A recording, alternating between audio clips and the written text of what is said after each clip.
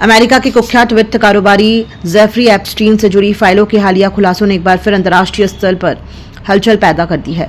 सामने आए दस्तावेजों के अनुसार एक भारतीय लड़की का भी कथित तौर पर पीड़िता के रूप में उल्लेख किया गया है। जानकारी के मुताबिक 13 जनवरी 2020 को अमेरिकी अधिकारियों के बीच हुए ईमेल संवाद में इस भारतीय पीड़िता को विक्टिम फंड से मुआवजा देने के लिए उसे तलाशने की कोशिश का जिक्र है। ये संवाद एप्स्टीन की अगस्त 2019 में हुई मृत्यु के बाद का बताया जा रहा है।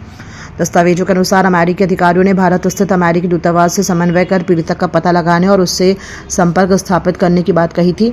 ईमेल में यह भी उल्लेख है कि यदि पीड़िता की पहचान और संपर्क विवरण मिल जाते हैं तो दूतावास के सहयोग से आगे की प्रक्रिया पूरी की जा सकती है। साथ ही थेरेपी सत्रों के खर्च को कवर करने और आवेदन को संबंधित जांच एजेंसी तक भेजने की बात भी सामने आई है। हालांकि दस्तावेजों में पीड़िता की पहचान से जुड़ी जानकारी को गोपनीय रखा गया है और नाम सहित अन्य विवरण ब्लैकआउट किए गए हैं। अब बड़ा सवाल ये उठ रहा है कि यदि अमेरिकी अधिकारियों ने भारतीय दूतावास से संपर्क किया था तो क्या भारत सरकार को इस बारे में औपचारिक रूप से अवगत कराया गया था? यदि हाँ, तो उसके बाद क्या कदम उठाए गए?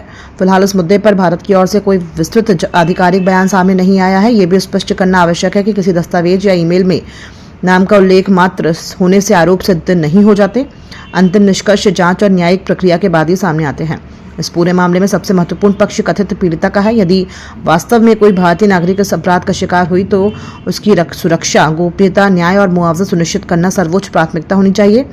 साथ ही जब तक आधिकारिक पुष्टि न हो तब तक अफवाहों और अपुष्ट दावों से बचना भी उतना ही जरूरी है। ये मामला केवल एक अंतर्राष्ट्रीय आपराधिक नेटवर्क से जुड़ा नहीं है, बल्कि पीड़ितों के अधिकारों और देशों के बीच कानूनी सहयोग की गंभीर परीक्षा भी है।